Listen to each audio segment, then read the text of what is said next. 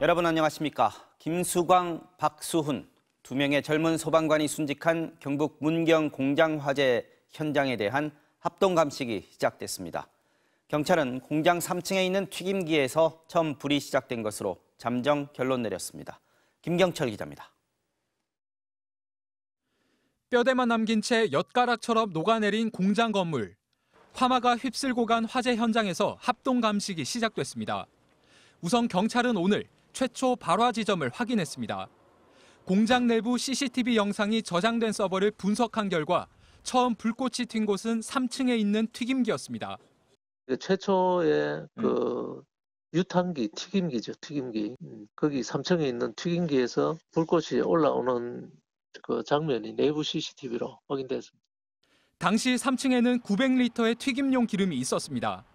이에 따라 경찰과 소방당국은 불꽃이 기름에 옮겨붙어 폭발했을 가능성에 대해 조사하고 있습니다.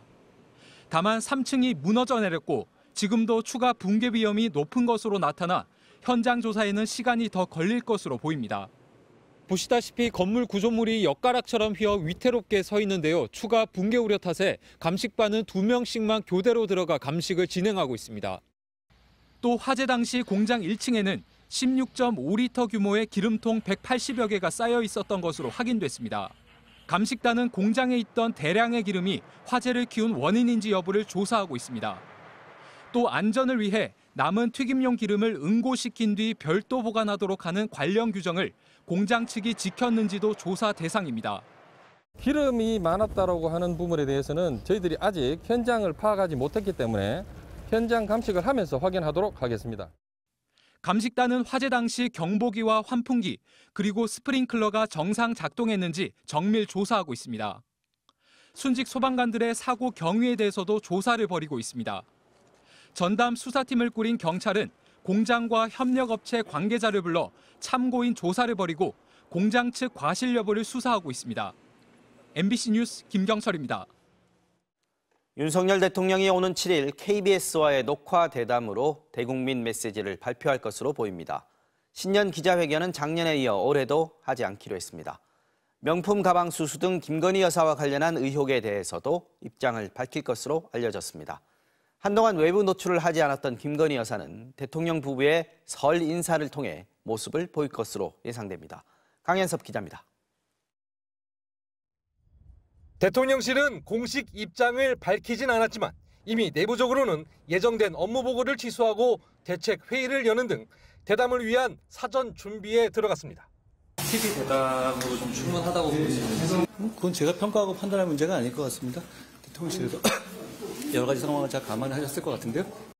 대통령실은 모레 일요일 대담을 녹화한 뒤 설 연휴 이틀 전인 7일 방송한다는 계획인 것으로 알려졌습니다.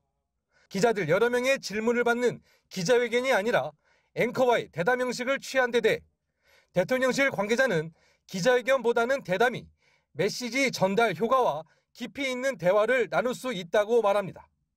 대담에선 집권 3년차 국정 방향과 함께 쌍특검법과 이태원 참사 특별법에 대한 거부권 행사 등과 관련한 입장도 밝힐 것으로 보입니다. 김건희 여사의 명품 가방 수수 의혹과 관련해서도 언급이 있을 것으로 알려졌습니다.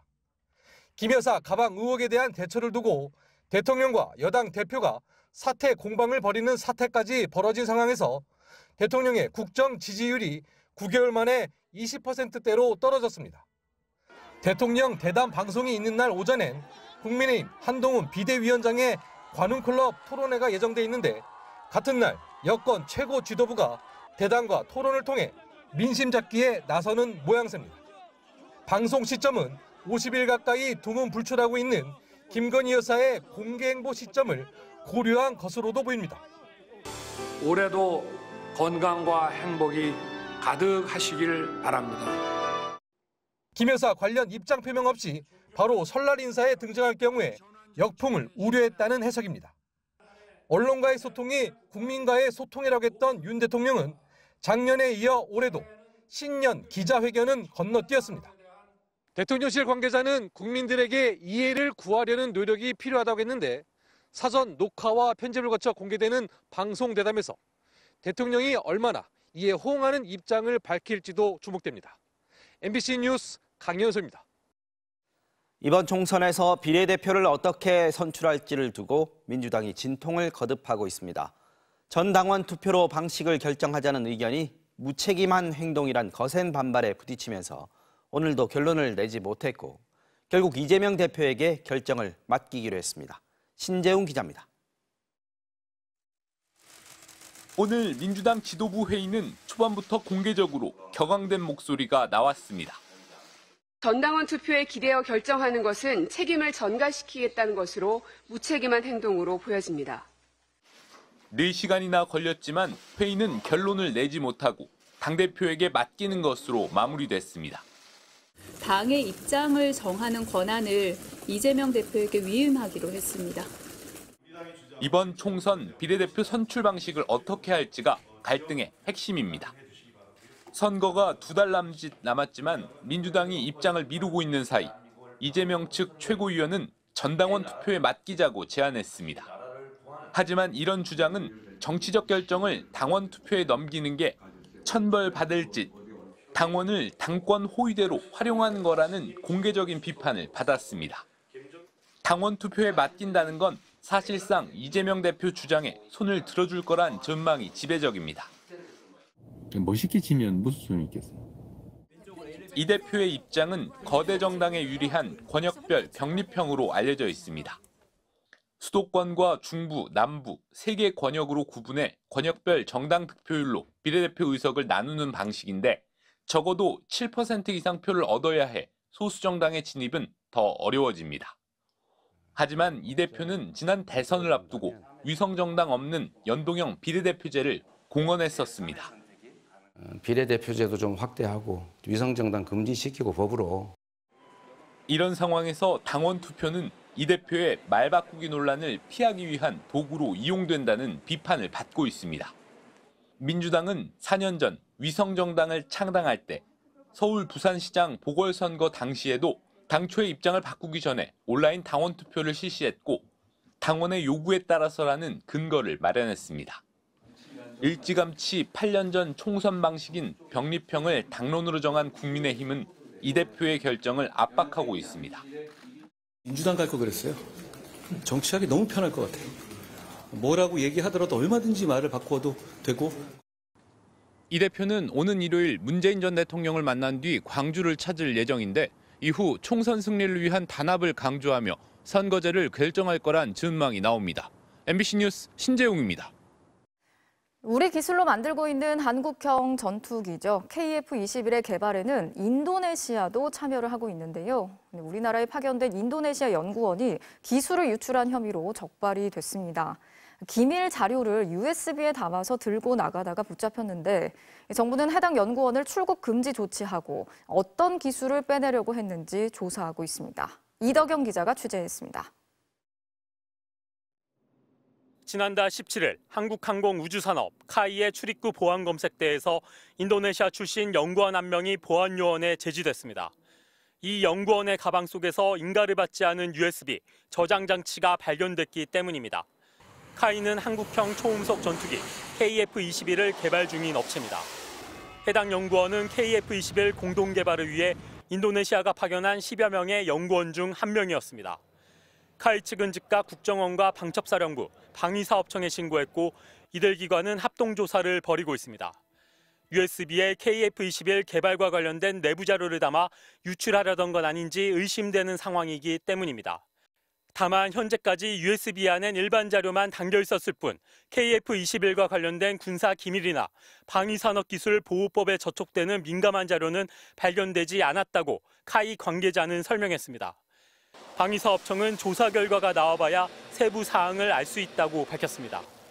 이 연구원은 개인적으로 숙소에서 사용하던 USB를 무심코 가방 안에 넣어뒀다 적발됐다고 주장하는 것으로 전해졌습니다. 방첩사와 국정원 등은 이 연구원을 출국 금지 조치하고 다른 인도네시아 연구원들에 대해서도 조사를 진행하고 있습니다. KF-21은 올해부터 양산에 들어가 오는 2028년까지 40대, 오는 2032년까지 80대 등 모두 120대가 생산될 예정입니다. 공군은 노후 전투기인 F4와 F5를 KF-21로 대체한다는 계획입니다. 인도네시아는 KF-21 개발비의 20%인 약 1조 6천억 원을 부담하는 조건으로 공동 개발에 참여하고 있습니다. 시제기한대와 기술 자료를 이전받을 예정인데 지금까지 1조 원가량의 사업 분담금을 내지 않은 상태입니다. MBC 뉴스 이덕영입니다. 한국과 미국의 특수전 부대 장병들이 올해 처음으로 연합훈련을 벌였습니다. 외부에 잘 공개하지 않는 훈련 장면을 공개했는데 무력 시위를 이어가는 북한에 대한 경고로 보입니다. 북한은 오늘 올 들어서만 벌써 4번째 순항미사일 도발에 나섰습니다. 홍희표 기자의 보도입니다. 산등성이를 가로지르는 특전대원들. 수신호를 주고받으며 은밀히 이동하더니 낙엽 속에 매복해 적의 동태를 살핍니다. 사람 모양 표적을 향한 다양한 전투 사격도 일제히 이루어집니다. 한미 특수전 부대가 지난달 말부터 진행한 연합훈련 장면입니다. 우리 육군 특수전 사령부와 미 육군 1특수전단 장병들이 참가했는데 1특수전단은 이른바 그린베레로 알려진 대표적인 미 육군 특수부대입니다. 앞으로도 특전사다운 강한 훈련을 통해 적을 압도하는 능력과 태세를 갖추겠습니다. The Iraq military has been fantastic to work with. It's great working with our partners and getting to do some realistic and complex training. 유사시 적진 깊숙이 침투해 후방 지역을 타격하는 역할을 맡는 만큼 특수전 훈련 장면을 공개하는 것은 북한을 향한 경고 메시지로 풀이됩니다. 군 당국이 훈련 사실을 공개한 지 2시간 뒤 북한은 또다시 순항미사일을 발사했습니다. 오전 11시쯤 서해상으로 여러 발의 순항미사일을 발사한 건데 이번 미사일은 일반적인 비행거리보다 짧게 날아간 것으로 알려졌습니다. 북한이 최근 집중적으로 쏜 신형 불화살 순항미사일인지 여부 등은 분석 중입니다. 올해 들어서 벌써 4번째 순항미사일 도발인데 군 관계자는 순항미사일을 정밀하게 발사해보면서 정확도를 높이려는 것으로 보인다고 설명했습니다. 이런 가운데 김정은 북한 국무위원장은 군함을 만드는 남포조선소를 방문했습니다. 전쟁 준비를 다그치는데 해군 무력 강화가 중차대한 문제라고 강조했는데 상대적으로 열세인 해군 전력의 강화를 독촉하는 행보로 보입니다. MBC 뉴스 홍희표입니다.